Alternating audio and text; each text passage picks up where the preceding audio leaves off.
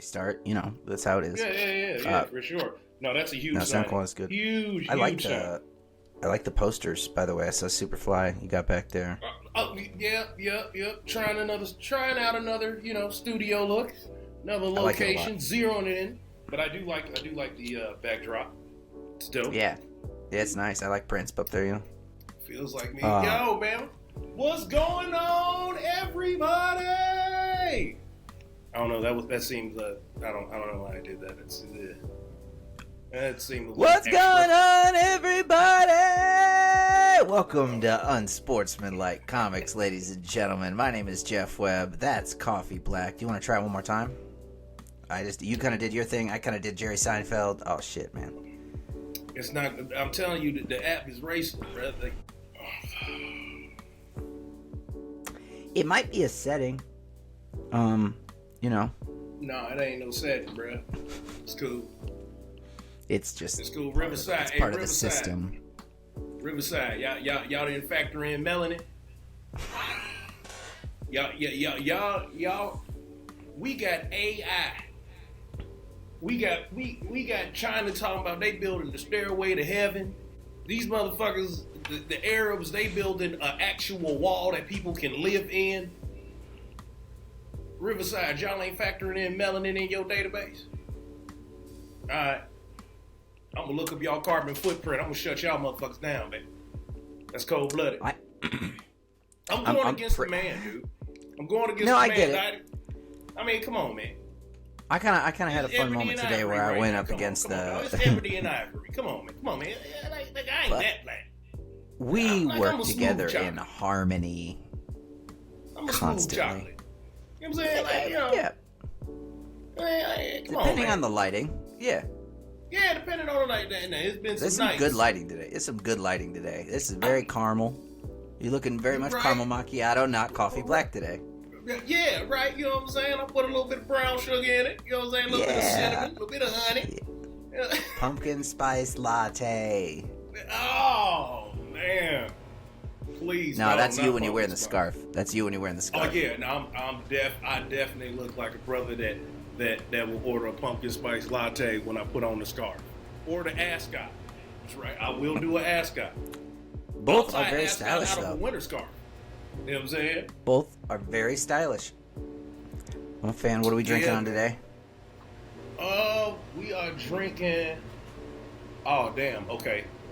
So, this is funny because this is actually happening. I didn't even know this happened. I was in a liquor store. I was trying to grab something real quick. I thought I do drink White Claw. I'm a black man that drink White Claw. I don't give a damn. Y'all can judge me. It's all right. I'm trying to keep the weight off. I love beer, but I got to keep the weight off. You know what I'm saying? I've acquired the taste. I thought I was buying a White Claw. Like, they have White Claws with higher alcohol content. Yeah. It's like White Claw Spike. Yeah. I thought it was like something new, like a new brand, because it was like the 24-ounce can. It ended up being Smirnoff Seltzer, Spike 8% blackberry. So it's not hitting on that. Well, that's depressing. I'm sorry you're dealing with that. Yeah, I need to switch out my taste bud to my Caucasian taste bud. Absolutely. Whip out your pinky. Your pinky's grabbing the glass. We push out that pinky, everything starts tasting a little better. Show the camera real quick. Show the camera. Now pop. Yeah, now it's gonna taste better. Take a sip. Take a sip. Let me. No. No, still shit. Still shit. No, it's not hitting. It's not hitting. Damn. It's not, but we gonna drink it anyway because I'm just trying to get fucked up. Absolutely. Man, jam-packed show today, guys. Don't forget to subscribe. Don't forget to share Unsportsmanlike Comics.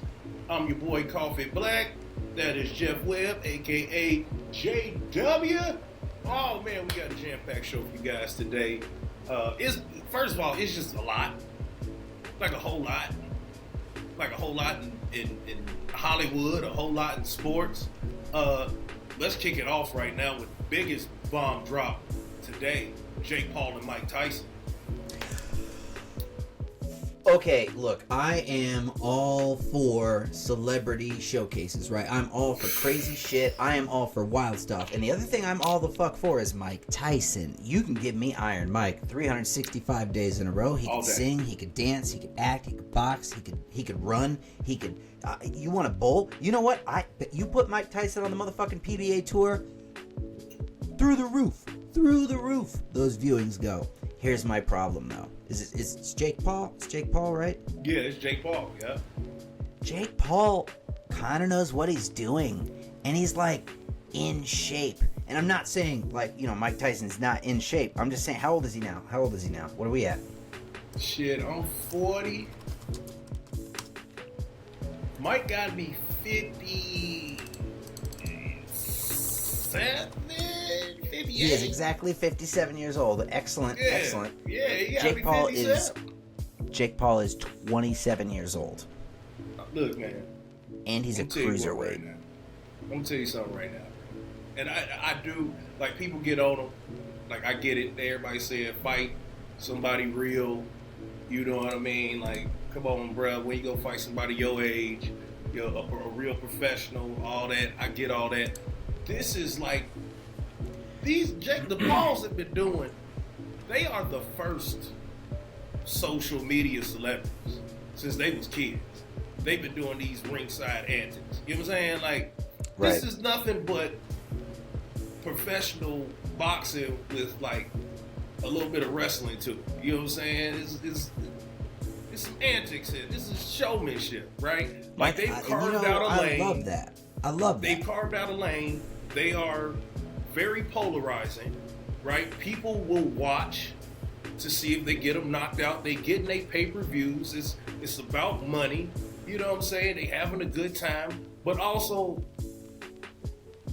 they are training. Like, I have to, as a member of the fight club, the fight league, I do give them their respect, but it's also tainted because it's like, all right, come on, man. You can't, it's like, all right, is it an act that this character, the Jake Paul character, like, you want people to take you seriously, but in real life, like, yeah, I'm training, I'm doing this, I love the sport. Because I feel like it's also a little bit of disrespect when you placate, like, you really doing this, and you're not fighting, you fighting retired MMA fighters. You fought a basketball player. Now you fight Mike Tyson. And, like, that's the bar for fighters, right? Like, let's stop and talk about just boxing, MMA. You name whatever fight you're talking about. You name whatever it is that we are fucking talking about. The man, like, the line, the bar, it's Iron Mike Tyson. It's Iron Mike. And so I'm sure it's something in the clause, like when we all watched Roy Jones and Mike Tyson fight. And great. That was fun. I liked it. I thought it was great. I also knew there was some clauses in there, like, it wasn't going to be, I mean, anything could happen in the fight, of course, but there were times where I knew for sure Mike was holding back. Like, to quote Tony Duke, it's an exhibition! Right. That's it. It's an exhibition. That's what it was. So, as fans, you see it and it's like, purists is like, oh, man. Knockdown. Yeah, like, knock this motherfucker. But I'm not going to be fooled by it. It's an exhibition. Some people are upset. It's like, oh, you're making a mockery of the sport. Boxing has made a mockery of itself for the past 20 years. 20 years. The reason why the UFC got so many fans from boxing, it was because they were given, shout out to Dana White and his partners, they were given, it's no wait. Like, you a fan, you ask for it, you get it. You get in the fights that you want every time, right? It was like every single time. Boxing has failed us as fans time and time and time again, right? Like this Devin Haney and Garcia bullshit. Don't nobody want to watch that. I mean, but now because it's so much bullshit with Garcia and the mental health and the trolling, it's like, all right, man, I want to see them go at it. but don't nobody really want to watch it, right? Boxing. Like, give us let me tell you what happened with boxing.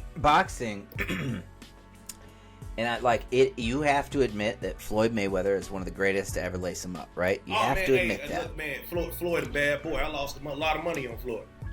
Now, with that being said, Floyd Mayweather is not a fighter. Floyd Mayweather was a boxer. And right. He was a goddamn motherfucking good boxer. The sweet science. He was a motherfucking professor. I did not like him when he was doing his thing, especially because, like, god damn it, that Victor Ortiz fight still pisses me off to this day. Protect yourself at all times. Oh, fuck that. Fuck that. And fuck you. But, regardless. He did headbutt him. Yeah, for sure. That absolutely happened. It absolutely happened. I have to give Floyd that because I thought it was sucker shit too that Floyd did until I saw the replay. It was still sucker shit. He could have got him back in a different way. I'm sorry. Headbutt him back. Get him a low blow later on in the fight. But whatever. He knocked his ass out. Technically, that's a win. You don't see Cortez. You don't see Cortez in the ring anymore refereeing. You notice that? Nope. That's also he wasn't firm. He wasn't firm enough that night. No, that's true. But good pull. That was the shame of Floyd's career. Absolutely. If you could find a fight that was like, man, that was what are you doing? Shit. But like exactly. Shit, like, but like elsewhere though, he's the king of the points. He knows how to get the scorecards. There's a very like, god damn it, you can't say shit about that.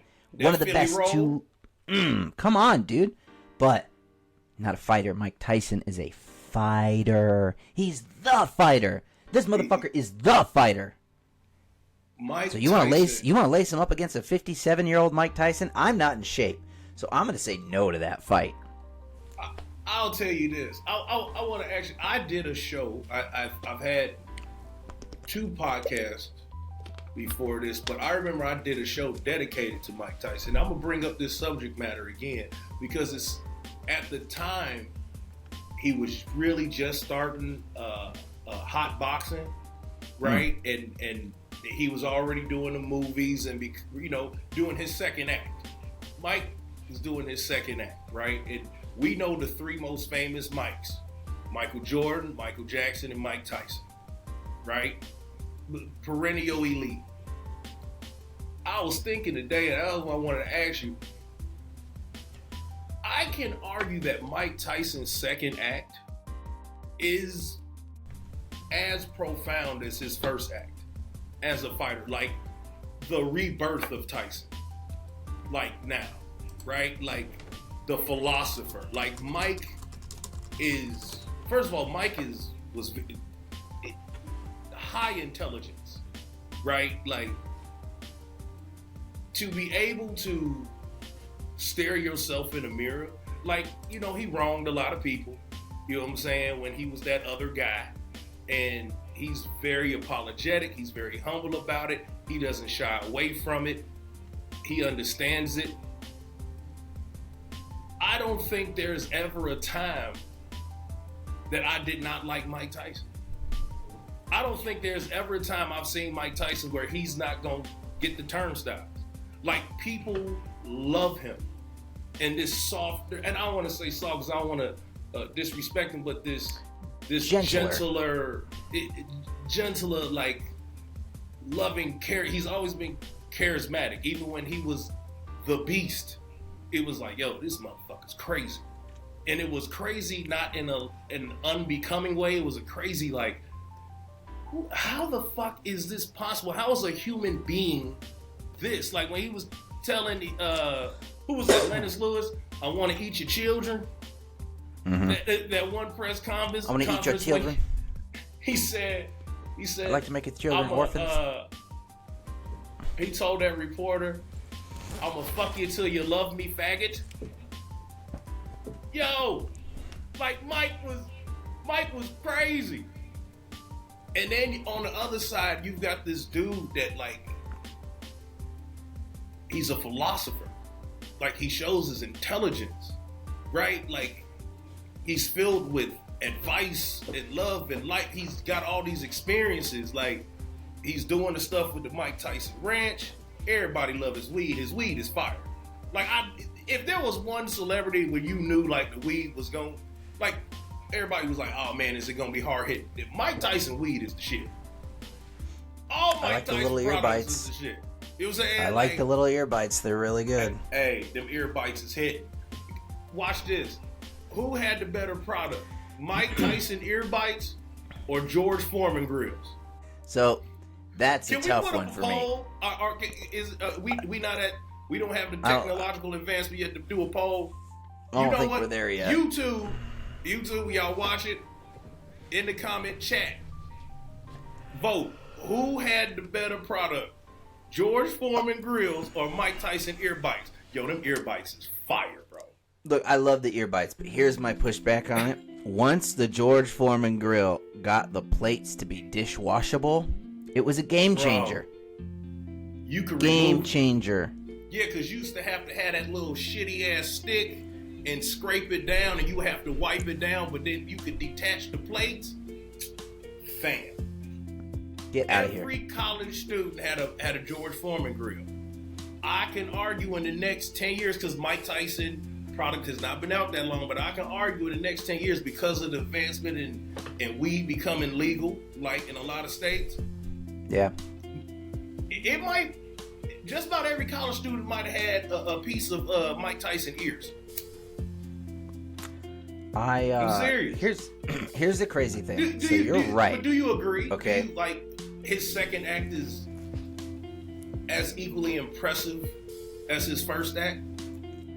I grew up in a family that loved boxing, and it's a cultural thing. And my mother's family, they have the Mexican, uncle Mexican, grandpa Mexican, and like that culture fucks with the sweet science really hard. Yeah. So anytime there was a pay-per-view on,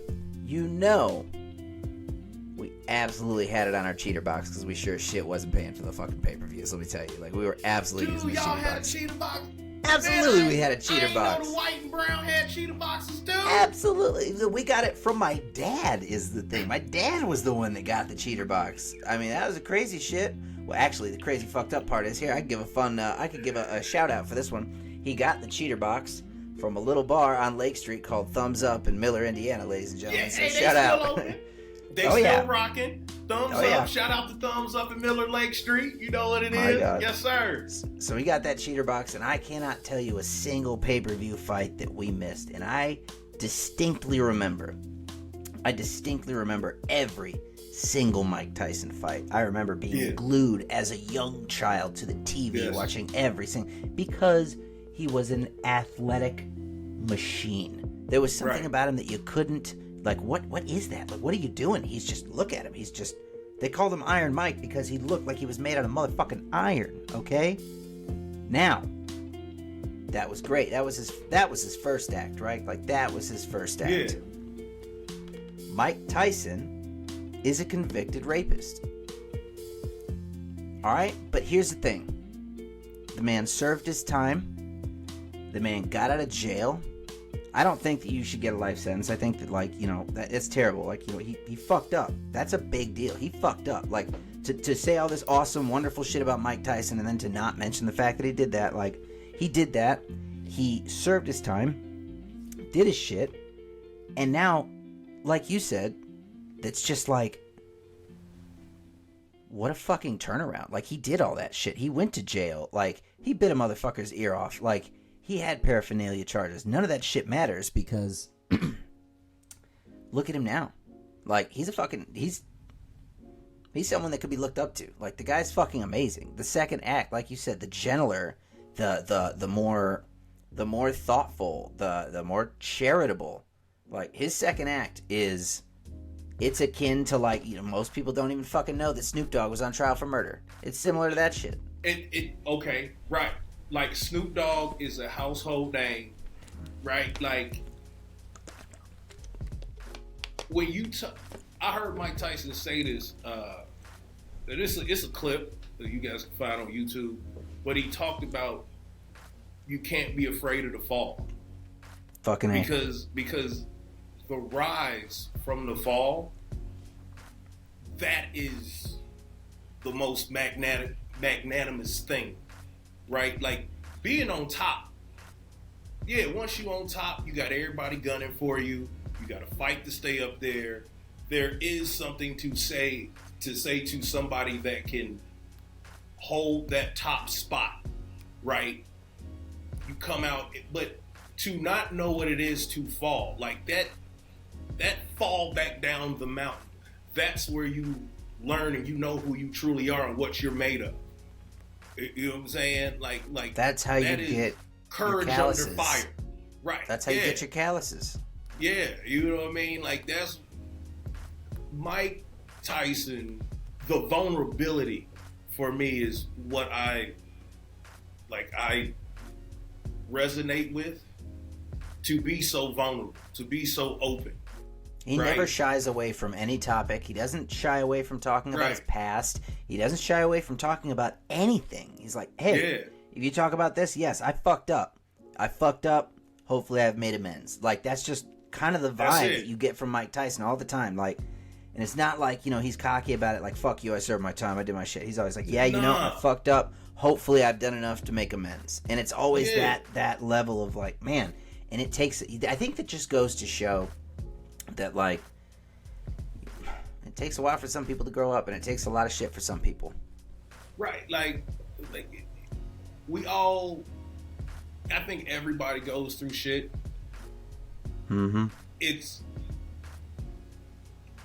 even harder to go through shit when you're a public figure. Right? Like when you... The baddest man on the planet. When you take the loss, a high-profile loss, right? Now, like high-profile losses, it's like a death.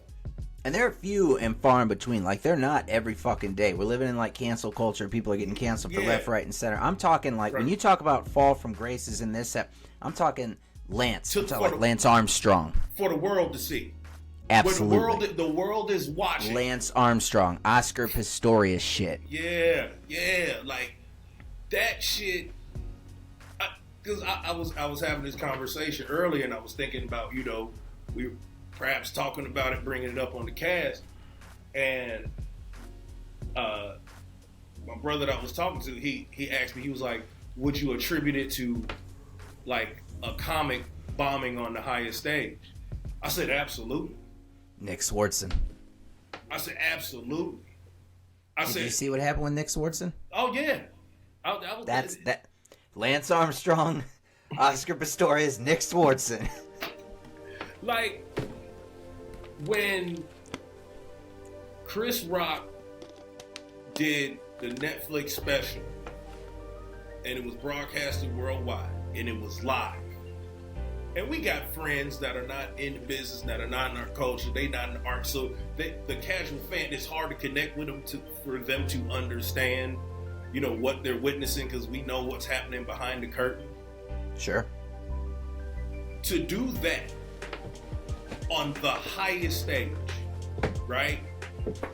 With the world watching, and you got people that are watching that don't like you, that want to see you fail, that are rooting for you to fail. You got some contemporaries that want to see you fail.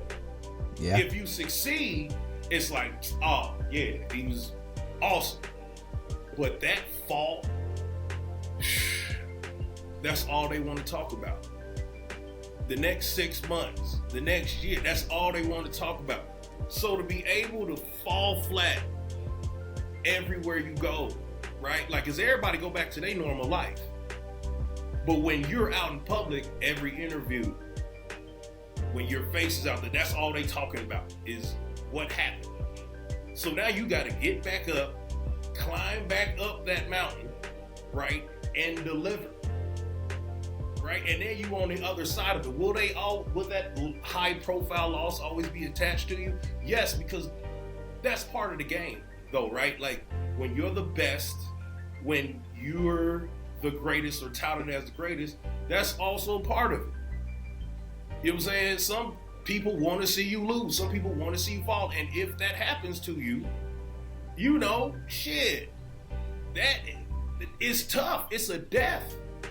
Dude, I done had bump remember when, just a personal story, when I was going through that rough patch for like almost like 6-9 months, you know, where mentally with like my sets, my jokes, like what was happening, it just wasn't rocking. And you know what I'm saying? You cared enough to pull me to the side. Like, remember I came to your house, was like, yo, man, I just want to talk to you because, hey, like you, I like your shit, but what's going on with you? Because what you've been putting out ain't you. You know what I'm saying? Like, and I know it, but to hear somebody that I respect, right, and I think highly of their opinion of me, it's like, it wasn't oblivious to me, but it's like a reality check. Like, all right, yo, time to get back to basics, climb back up. It's okay. That was a while ago. Yeah. It was like climb back up. I remember we had that conversation, and like I remember the first significant set you did after that, and like you wrote, the energy was up. It was like, holy fucking shit! Like, you like swung back. Yeah, like, you were like, all right, fuck you then. You know what I mean? Like, not that was the mentality, but it was like, yeah, okay, fuck you. But it was awesome because you got that ghost chasing. Yeah, right. That fear is very much so real, and it's, you know, you approach it and it's like, I don't want that to happen again, but you gotta walk through the ghost. What they say, like philosophers say, when you see a ghost, you don't run away from it because it will, you know, take on those fears, right? Like, you gotta walk through it. That's the first thing you do when you see a ghost. You walk through it. Like, Mike Tyson walked through it. It's so many more walk through, but so many don't. Like, when they fall, that's it. And to deal with it in a public, like,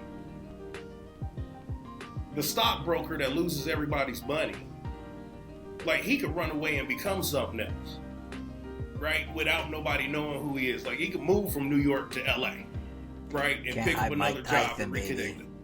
You can't hide Mike Tyson. You can't hide, right? So that not like that.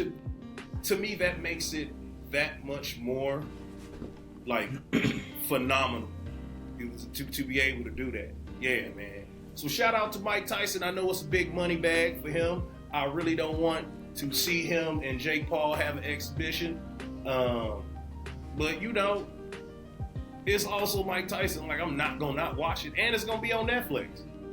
As long as he's like physically cleared and he's in a you know, health position to do it, right, and be safe and fun, then I'm all for it. But you know, as long as, like, that's it. Just like, so long as everybody's safe, it's an exhibition, we have a good time with it. Cool. I say, you know, hopefully it makes some money. Whatever, get that bag. Do you think? Let's make it happen, baby. Like Manny Pacquiao coming out right now to fight. What's his name? Conor Benn. Like, all these retired fighters. Like, is it a money grab? It's a nostalgia thing because it's so difficult to become somebody in the fighting realm anymore. Like, somebody significant. You don't see that anymore. Would you pay to go watch that? The Tyson fight? Would you pay to go? Like, watching it on TV is one thing. Would you pay what them ringside seats would probably gonna be $400 or $500, maybe $1,500? Would you ringside pay that for that fight? Yeah, would you pay it's gonna be more than that to be in the arena? Probably more than that. You're right. Probably more than that. I would I pay to go see if it was like, oh shit, Tyson's fighting Jake Paul at the United Center? Absolutely. Okay. Yeah, I wouldn't pay $5,000, but you know, I'd throw a couple $100 out there to see Mike Tyson fucking fight. Absolutely. That's only happened like what, 70 times in history? George Foreman did it. George Foreman was 40. Joe Louis is 157 years old when he fought Rocky Marciano. Joe Louis. Foreman did it at 40 versus Michael Moore, right? Right. Okay, then what about in the ninth round? He knocked him down in the ninth round, but George Foreman had vast ring knowledge, though. That young boy didn't know what was coming. What about B-Hop? How old was B-Hop? When B-Hop, after he served time and he came back? Yeah. He was boxing. Did his time. He won the WBA super title at 48. Yeah. Okay. Right. So he came back out. Was he in his 30s when he fought De La Hoya. Looking. He fought De La Hoya. He had the trilogy with Jermaine Taylor. Him and Roy fought when they were older. No, they had fought when they were younger.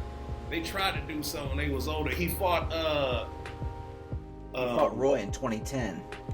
Okay, right. Chad Dawson, 2011. Yeah, that's a bet. Yeah, Chad Dawson. Chad Dawson again. I was in Vegas for that fight. No shit. I was in Vegas for that fight. Yep. Chad Dawson 2.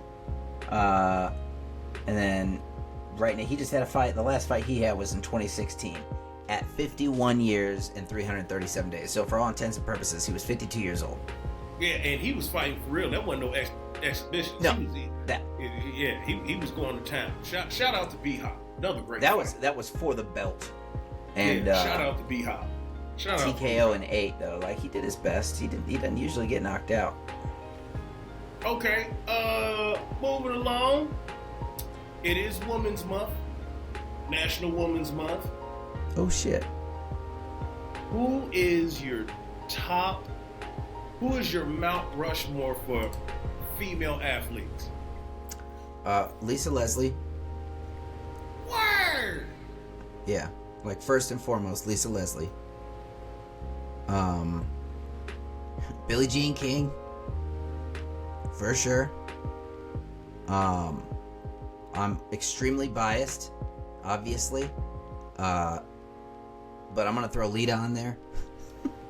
Okay. Remember Lita? Yo, yeah, you remember Lita? Yeah, first lady WWF. Yeah. God, the last one's hard. I'll have to get back to you. Who are your first 3? Serena Williams.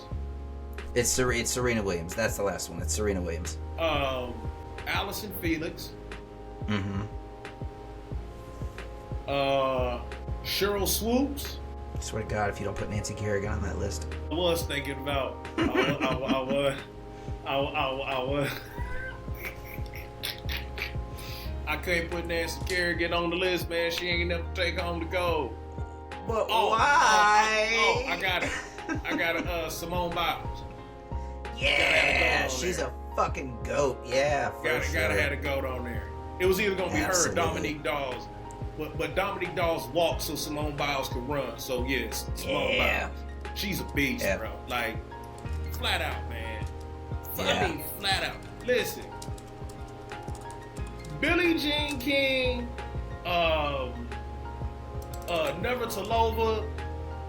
No, because you got to know your history. Like, they all honorable mentions. Like, that's why I hate the Mount Rushmore thing, because you only get 4. But Serena, man, god damn, bro. No, it really doesn't get much better than that. Let me ask you something. Because when I was thinking about it, somebody else brought up Lisa Leslie. I love it. It's Lisa Leslie, yeah. Right? Like, is my number one. Is that because of how we grew up? Because we were on the precipice of when the WNBA first started. So it was Lisa Leslie, Cheryl Swoops, Cynthia Cooper, Teresa Witherspoon. What was the other white girl basketball player? I think her last name began with a B. If you had a gun in my head, I couldn't pull this out of my ass. Oh, man. Rebecca Lobo. I'm sorry, Rebecca Lobo. Is it because of we were there we watched it, because Lisa Leslie was incredibly influential. Absolutely. To the WNBA. Now, she was the face of the WNBA. Top 5, one of the most influential women, for sure. Like, for female sports, like pushing it along. There ain't no doubt about that. I saw somebody say Mia Hamm. Mm-hmm. Is Caitlin Clark allowed to be on that list? She's so young, bro. I know. She's so young, bro. Like, you know what I'm saying? Like, I do. I think, give her some time in Indy, because she's definitely going to go to Indy. When she get up there with the best of the best, right? Like, yeah. When she get out there with them dogs, I think we should go to a game. See. Oh, absolutely. We should go see her play. Ohio. I wanted to go to the Iowa game. I that would wanted be to cool check as out. Yeah, but I can't wait to. I think she's gonna do well in the league. You know, a shooter's gonna shoot. So, and that's the thing, man. It's like, is she beat Pistol Pete for sure? But man, that 3-point line, that's something else. Dude, she jacking them up from NBA range, bro. I know. Like let's cut it. Let's cut the shit. Cause like everybody hate. Let's cut the shit. She jacking them up from NBA range. Murderer. She's a straight murderer. LeBron went down last night in a loss to Sacramento. Yes. Also, Karl Anthony Towns, torn meniscus. He's out indefinitely. Injury. LeBron James injury update. He says, I'll be all right. He said that he'll be all right. He shouldn't be out too long. That's good. Like, 'cause we were just talking about that. The Lakers want any chance. They got to keep it together. They got to keep it together. They want any chance. However, they do well as a team when he hasn't been there. That's true. When he hasn't been there, they remember now they beat Boston when he wasn't there, and they packed Boston up. Yeah. So Minnesota, I feel bad for Minnesota because you're talking about a torn meniscus. I mean, if I'm not mistaken, that's the same thing that Embiid is dealing with, and why he just. I'm done. I don't think Embiid's coming back. I really don't think it. I don't think he's coming back. I think he's done. He's not. I don't think he'll be back. Why risk it? Why risk it? I should think be. Cat's done. That's a painful injury, dude. And that means it's all on. That's all on Anthony Edwards. Yeah. The young. I just don't see it. Like when the rubber meets the road in the playoffs, you know just as well as I do, the game is different in the playoffs. You got to be at 110% by the time you make it to the playoffs, and he's not going to be at 80 by the time they get there. And that 110% be like 70 because everybody is injured with something, right? Oh, everybody's broken down by the end of the season. Everybody broken down, right? But like that just sucks because Minnesota was. I'm not sure. I know people were picking them to be special, but wasn't too many people picking them to be number one. Yeah. This far into the league, you know what I'm saying? Like they were making strides, man. That's tough. That's tough. Injuries is tough right now. You know what I'm saying? Like, we're getting close to the playoffs, though. We're getting close to that. We're going to see how things are going to shake out. I'm excited to see how things are going to shake out. So, like, it's hard, right? Like, Boston just lost to Cleveland last night. Like, right now around this time, you as I believe as coaching, like you trying to get your rotations together. All the analytics, this, that, and other. I think right now you also just trying to be healthy, right? Get the wins you need, be healthy, don't do too much. So when somebody go down, it's like, why risk it? But also, if you fighting, right, to like get in, like we got 20 games, 22 games left. I think it's like 22 games left we got. If I'm not mistaken. Somewhere around like 22 games left in the season. Some teams might have 23, depending on when they started. But, because it's March, so playoffs start in May. Yeah. Somewhere around like... They're at 62 games right now, yeah, so another... Like 20. 20 some odd games, yeah. You just want to be healthy. Hopefully you can get in. I still honestly don't know. I know we made our predictions. The Suns just beat Denver at full strength. Denver was at full strength. Yeah, they play tonight against Toronto, so that should be another easy. That should be another easy sweep. And that's a back-to-back for them. Yeah. I still don't trust the Suns. I mean, you got Kevin Durant, which is, that's an equalizer in itself when he's on. Jesus, he's one of the best. Well, you got him, Bradley Beal, and Booker. Like, everybody said when they got them, they were like, oh, man, they're the favorites. And I always say, like, when you got three giants like that, you got to measure how much they playing together. Right? Because when the playoffs come, court chemistry, they obviously like each other, they know each other, right? But that court chemistry, if you ain't been on the court with each other they ain't been on the court with each other more than 20 games, not all three of them. Do you got that, oh shit, it's, you got TNT? Yeah, I got TNT. In about 34 minutes, we're going to see Boston at Denver. Oh yeah, that's going to be lit. My God. That's going to be lit. Boston, because Boston took an L last night, that was crazy. Mm-hmm. And they're at Denver. Joker's going to go off. I might, that's, oof. Both of them coming off an L on the back-to-back, so that's probably going to be a good one. I think Miami's at Dallas tonight. Yes, Miami, they are at Dallas right now. Luka put up like 40 last night in the L. Miami is currently beating Dallas 50-46 right now with 4 left in the second. Okay. Shit. I'm looking forward to seeing what the Joker's gonna. Joker Tatum, like, that's gonna be fun to see tonight. I think we're gonna have a good time. I think that's gonna be a really good matchup. Did you do anything fun? Did you do anything fun during the day? I did not do anything fun during the day. I was doing my best Hulk impersonation, driving around my kid's great grandmother, and she had to run some errands. And she's sweet and awesome. She's like a grandmother to me. But I did that from drop my daughters off, and then I was doing that till we linked up. So yeah, it wasn't a bad day. It was, but you know, it was alright. It was alright. It was like this is the highlight of the day for sure, right here. This is the highlight of the day. You know what I'm saying? Same for me. This is the highlight of the day. Well, how was your day? I had an interesting day. I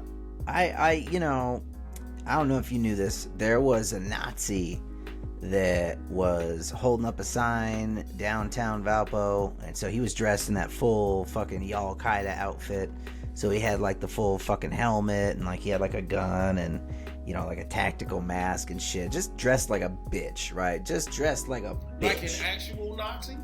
Like he dressed like a like how like a SWAT like a SWAT team, like current regalia shit. All right, yeah, okay. Like these fucking fake ass Nazis. This shit you get off Amazon.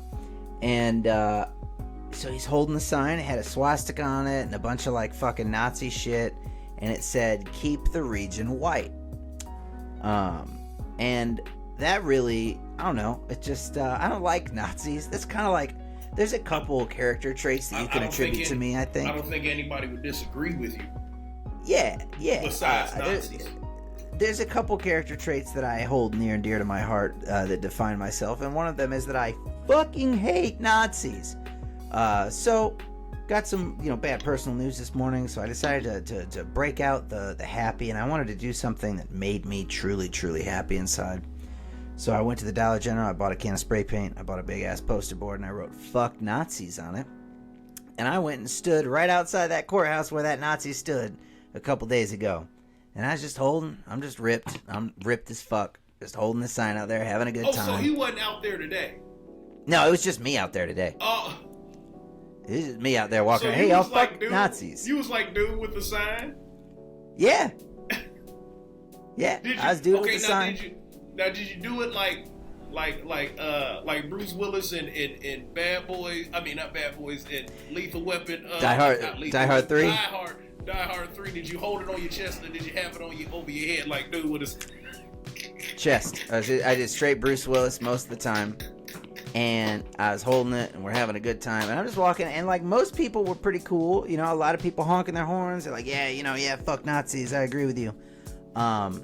I had one dude in a Mercedes that pulled up next to me, and he rolled his window down, and he said, "You need to find a fucking purpose."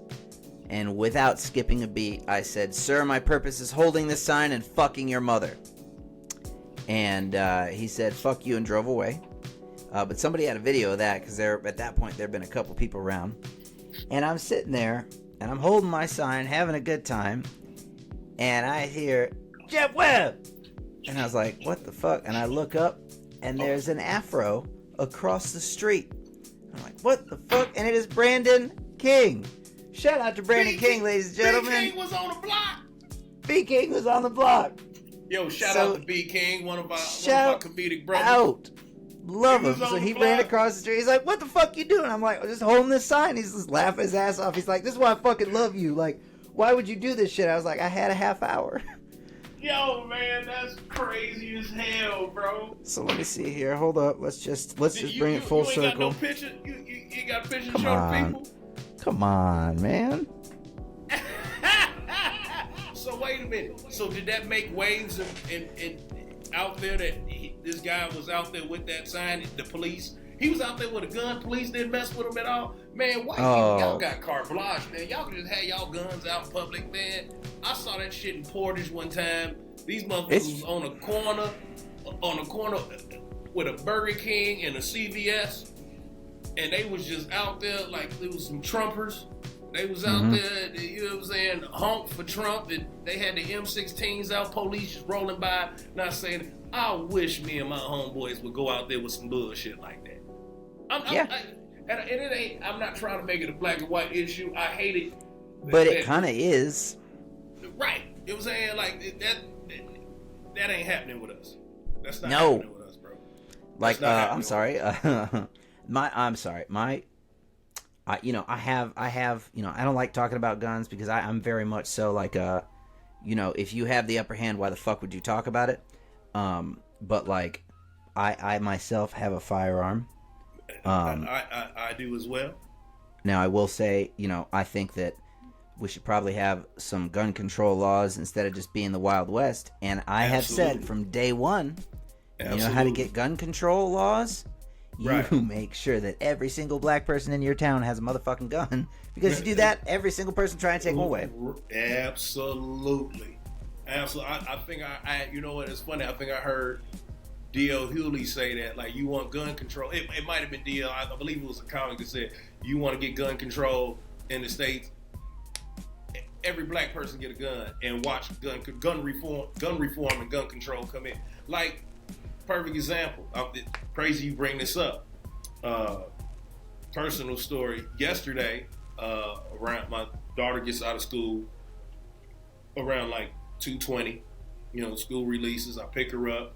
I was running a little bit behind. I was probably she's like 15 minutes from me, right? So I was getting gas. I get a phone call, and I could hear her voice. I could hear her trembling, you know what I'm saying, in her voice, and she says, Dad, where you at?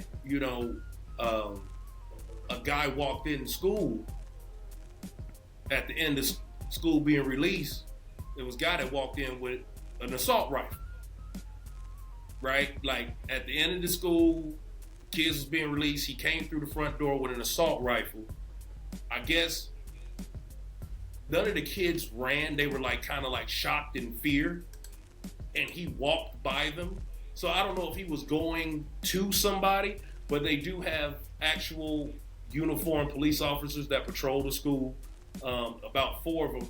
They were able to get him, subdue him before, things escalated. Thank God. Because if he came in on that could have been a complete travesty, right? Because, there were kids right there. And I think the frenzy started once a teacher saw it and then hit the alarm, and then everything kicked up. I just remember hearing my daughter's voice, right, and her tone of fear. And I asked her, where are you at in the school? And she was like, I'm in the hallway in the stairwell, right? Kind of hiding, you know what I'm saying? And I'm just gunning my car because I'm trying to keep her calm and let her know I'm on the way. Because in my head, all I'm thinking about is, well, shit, the police got to be there. But I've seen, and I'm not shitting on the blue. I'm not. But that shit that happened in Texas when that footage came out, when that kid went in there and they had SWAT and his kids dying inside the school and they were unwilling to go in there. Disgraceful. Look, man, I'm coming through the door. It's not, as a parent, what the fuck are y'all doing? Right? all I'm thinking the whole way there, Jeff, is get to your baby girl. Like, I'm running red lights. I mean, I'm driving like a maniac, man. Like, it is the scariest thing as a parent to get that phone call. And I realized yesterday, I was like, we living in a day and age where you just waiting on your turn. Right? Like, you hear about it, and it's like in rural America, or it might be in a big city, it's in a college. And do you find yourself scanning people just like everywhere you go, especially like in larger environments? Like what we do specifically, right? Like after what happened with Chris Rock, I feel like crowds became a lot more emboldened to speak up or to say things. I got run up on at least twice after the Chris Rock debacle, and 100%. I've walked way more people since that. I think that there's just this cultural like I said, there's just cultural emboldening of people to just say and do whatever the fuck they want, regardless of what it is to other people. And like, I absolutely find myself scanning crowds. I find myself, oh shit, I'm not gonna fuck with that guy. And like, you know me, I'd fuck with anybody regardless of anything. It was like, oh shit, I don't know, I get a weird feeling about that guy, so I'm not gonna push that button tonight. Oh yeah. Like, it's and like you said, and it's not even just that. It could be anywhere. It could be at a mall. It could be at a church. It could be at a school. It could be at a fucking music festival. 100%. I get my friends shit on me all the time about not being able to relax. Like, we go out or we hang out and like you out, oh man, relax, let your hair down. I can only do it so much because I'm constantly eyeing who's coming through the door. Like, I can't have my back towards the door. I'm looking at the scenarios. I'm looking at the people. I'm in a bar. I'm peeping everything. If somebody comes in and my energy shift is like, all right, it's time for me to go. Are we not leaving? Yeah. Everybody needs to go. If I came by myself, man, I got to get up out of here. You know what I'm saying? Like, we are pretty chill though. I think, like, naturally speaking. Yeah, but I constantly think of like that time we were at Mother Hubbard's in Chicago. Oh man, bro, what a night! What a great night. Best night in Chicago I ever had. Absolutely. We absolutely at least smoked over a quarter, but like... Yeah, for sure. I just remember that. We was grooving, baby. There was a fucking brawl, and we didn't flinch. I'm going to tell you what. You absolutely right. I did let my hair down that night because when the brawl started, I didn't even know what was going on. So you was like, hey, Koffe, they fighting in the corner, and we saw that big ass dude fighting that little guy. Get rocked. And that little guy wore his big ass out. He had that big hematoma on the side of his head, like a baseball. Walking out, and then right after that, Shaka Khan came on. Oh yeah. And then we were like in the middle of the fight, like shit's still breaking down. People are screaming. And like, you just said, and I was like, oh shit. And I'm just like moving the shoulders. I'm like, yeah, they fighting like crazy, but ain't nobody. It never sounded better. That song never sounded better. It was amazing. It was fantastic. Shout out Mother Hubbard's, Hubbard Street, Chicago, Illinois. Shout out Shaka Khan. Shout out Shaka Khan. Shaka Khan. Seriously though, god damn it, what a night. So yeah. Oh man, what's going on, man? You got any shows coming up? Nah. When is Chris Kattan coming? Chris Kattan is May 4th, right? Okay. Still, I mean, let me tell you, I am actively texting Chris Kattan. We have the date in our calendars. We are doing this thing, but both of us are like playing this stupid game where we have to deal with his management taking a week to send a contract out so that I can officially start selling shit, and it's, oh my god, it's so frustrating. So he and I will talk about that, and I'll be like, man, whatever you're paying them, it's way too much. So, but it's frustrating. May 4th, Chris Kattan, May 4th, it's gonna be great. Chris Kattan, May 4th, I'm doing a Pisces bash, March 15th. Hell yeah. Gary at Brown Skin Coffee Black will be performing at his first coffee house. Well, that'll be awesome. Good luck. Yeah. Good luck. I know. That'll be awesome. This should be a good time. Again, man, listen. Let us know what y'all think. Right? Like, we moving and grooving now, baby. Like, I really feel like we settling in. You know what I'm saying? Absolutely. Like, we settling in. Our episodes end up being somewhere between like 45 minutes and an hour. Yeah, we don't run out of gas, but we're like naturally, we're like, all right, we're done now. We've done our shit. Let's wind it down. That's it. You know, we pros. Keep on subscribing. Please subscribe. Tell your friends. More every week. More every week. Go man. on TikTok. Awesome. Subscribe to our channel on TikTok. Subscribe to the youth. If you're going to watch it, just click. It don't cost you nothing.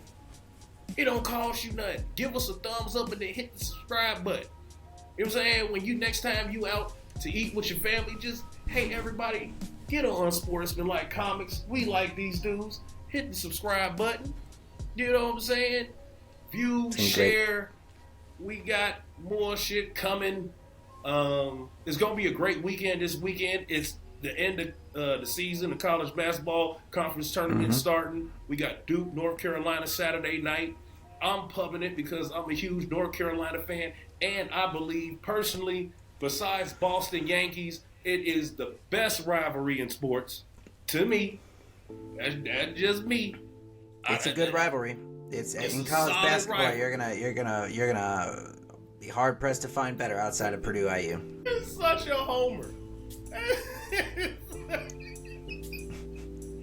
Man, hey, but you know what? IU, the history with IU and Indiana in basketball. So, like, you're not wrong, right? You're not wrong. But fuck IU. I'm just saying. Hey, look, man, he was a motherfucker. But shout out to fuck Tom Crean. No, it's Mike. Fuck. Who's the current one?